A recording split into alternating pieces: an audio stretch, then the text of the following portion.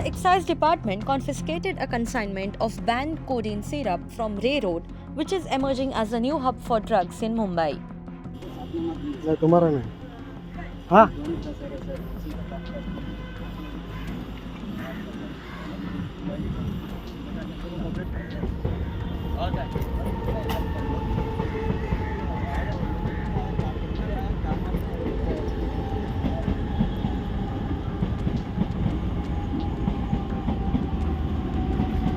इधर भी है इधर भी है हेलो निकल कर फेंक